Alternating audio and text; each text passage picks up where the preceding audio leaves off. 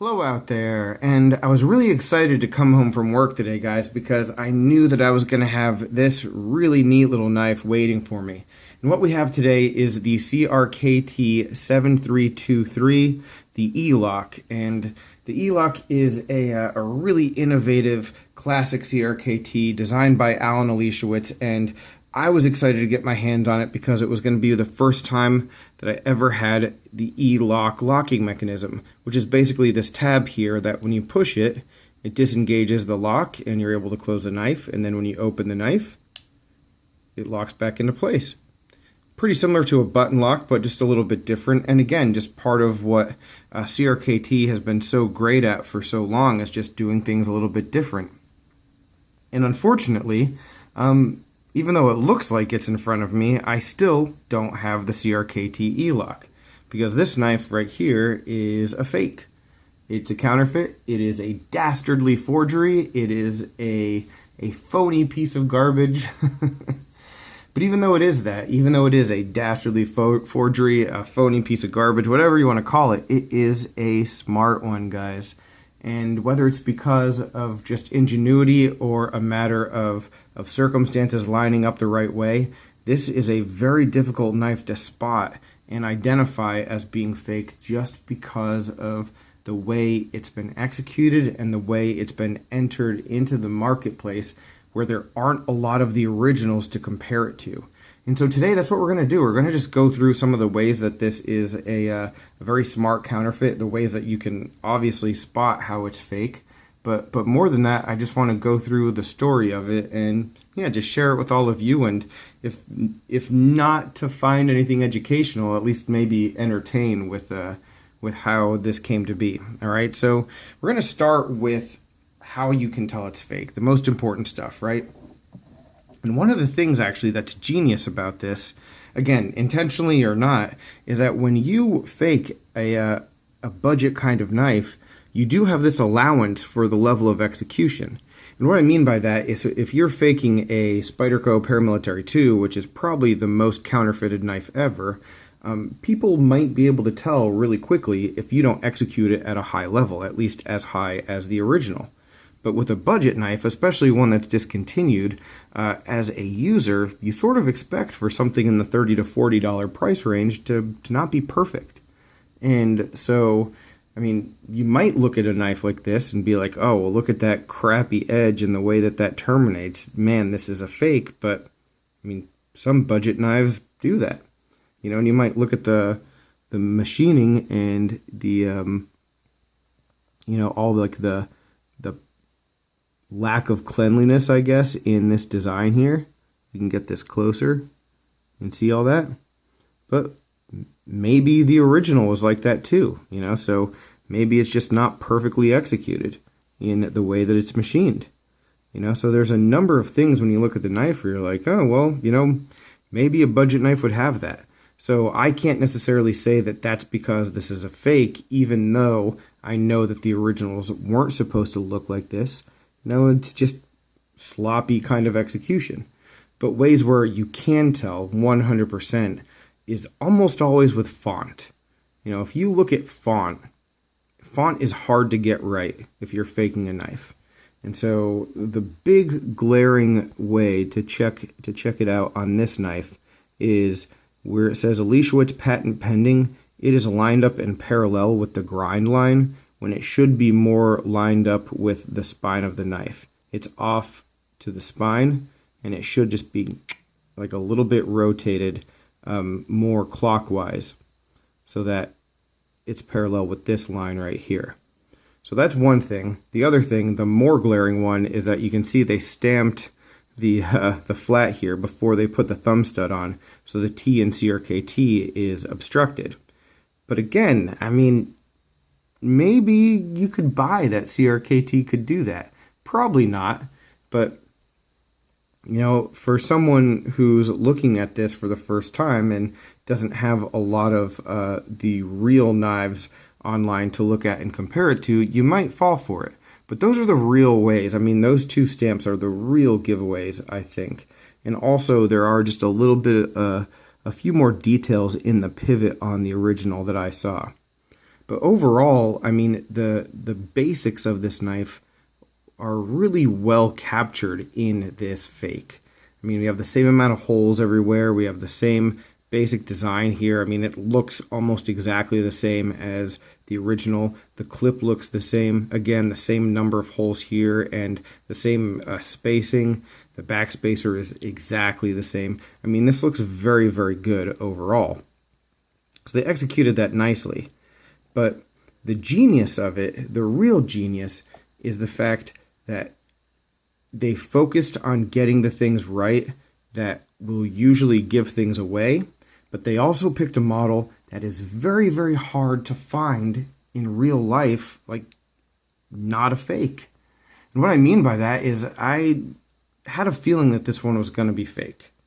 I bought it for 30 something bucks on eBay, and then a couple days later I saw another listing with the same thumbnail that my listing had. And I was like, oh, that's not good.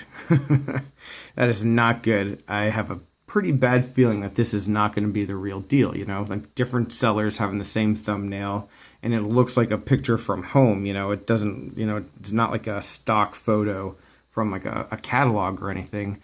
It just didn't bode well. I had a bad feeling. And looking at it, though, when I got it in hand, I was doing some research, and I'm like, man, there are a lot of these knives that look just like this one. And I was doubting whether it was fake. I mean, like, is this knife going to be fake if every other one that I find online looks just like this? Maybe CRKT actually did screw up this thumb stud. You know, maybe it is supposed to be sloppy in the execution of this handle scale.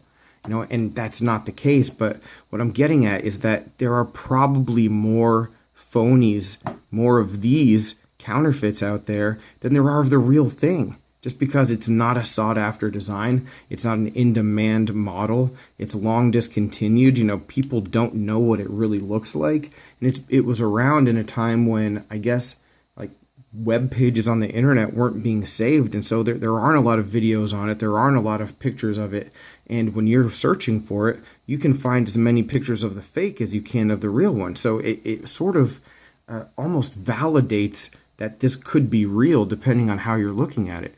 You know, so it just makes for a very difficult mystery, because the problem can be compounded if you look into it, because you might just continue to find evidence that supports that this is real, depending on how you look at it, you know. And there are some other models that are very similar to this one, not this exact one, but I could identify those as fakes. But there are people with videos of those knives that don't know that they're fakes. And that's, you know, that's concerning. That's definitely not a good thing. One other thing that makes this very smart, I'm going to bring in the last fake CRKT that I got. It is a phony premonition. So one of the things that makes this one up here so much better than this one down here is the packaging. When I got the premonition box in hand, just because of how flimsy it is, I knew it was fake immediately. I didn't even have to take the knife out. I was like, I'm screwed. You know, there's no, on this box, there's no like stamping, there's no sticker that gives you the model number. It is just the thinnest piece of cardboard you could ever imagine, you know.